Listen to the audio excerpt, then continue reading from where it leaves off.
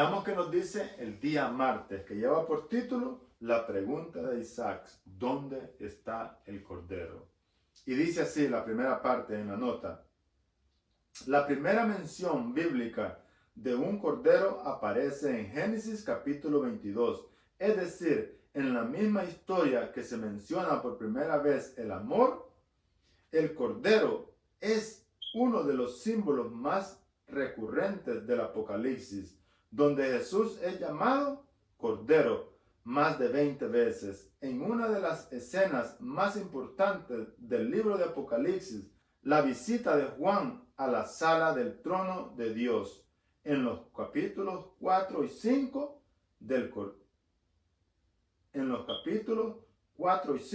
el Cordero desempeña un papel central y crucial, ya que vamos a ver qué nos dicen esos versículos más adelante en la pregunta, pero aquí nos menciona que en el mismo capítulo o en el mismo libro de Génesis capítulo 22, donde es mencionado por primera vez el amor, también se presenta un cordero por primera vez. Y en ese momento es que Dios provee, en el mismo capítulo que Dios provee de cordero cuando Abraham está sacrificando a Isaac, su único hijo, que es una representación de Dios Padre entregando a su único hijo por amor a nosotros. Así que esa historia de Abraham y Isaac representan a Dios Padre y a Jesús. Al igual que Isaac, sin ninguna rebelión, dice, fue obediente y obediente hasta muerte y muerte de cruz por amor a nosotros. Dice la historia que Jesús mismo decidió entregarse, Jesús mismo decidió morir por nosotros, ya que Jesús mismo nos ama, ya que Jesús mismo fue nuestro creador y solamente Él podía salvarlos, no había otra opción.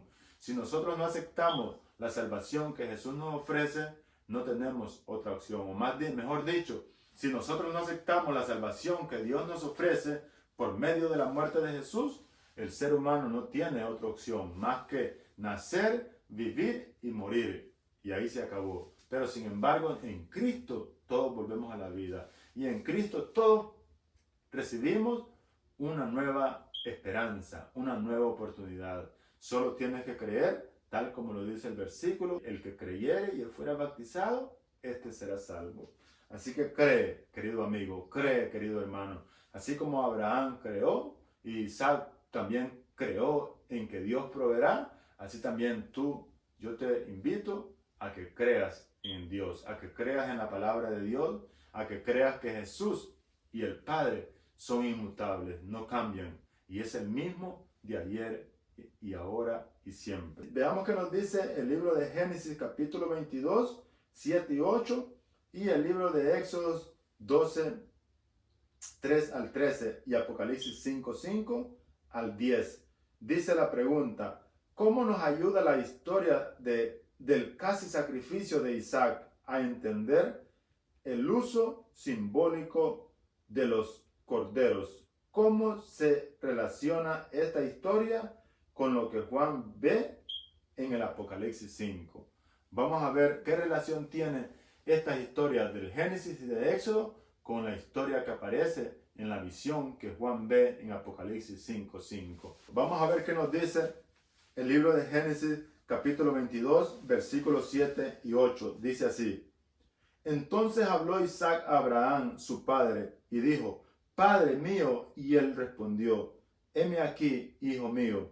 Y él dijo: he aquí el fuego y la leña, mas ¿dónde está el cordero para el holocausto?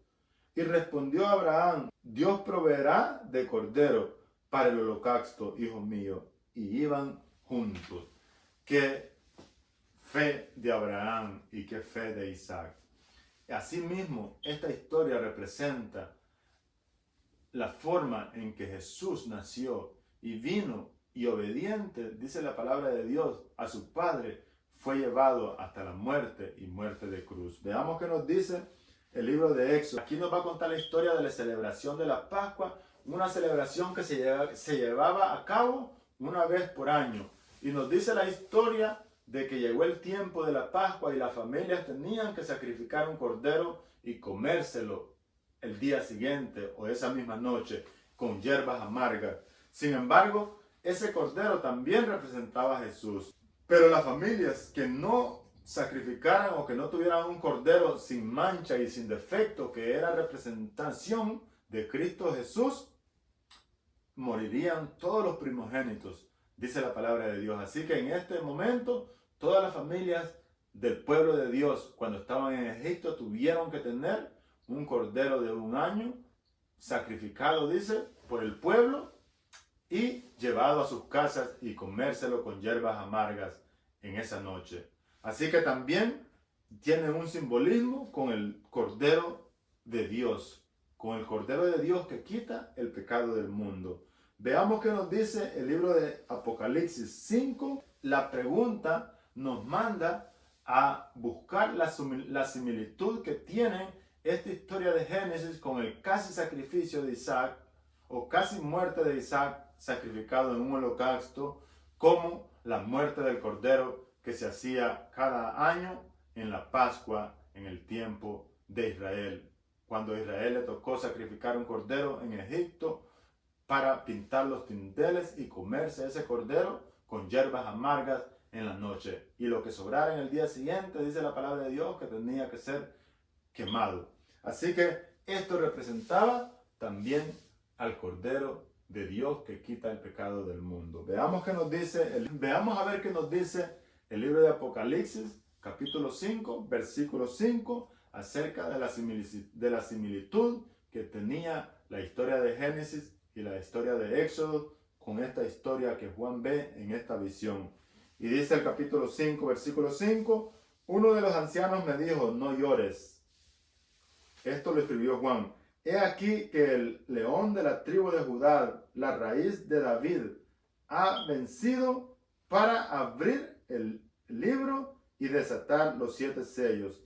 Y miré y vi en medio del trono y de los 4 seres vivientes y en medio de los ancianos estaba en pie un cordero como inmolado, que tenía 7 cuernos y 7 ojos, los cuales son los 7 espíritus que Dios ha enviado o envía por toda la tierra.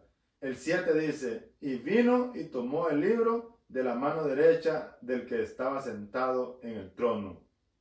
Y cuando hubo tomado el libro, los 4 seres vivientes y los 24 ancianos se postraron delante del Cordero.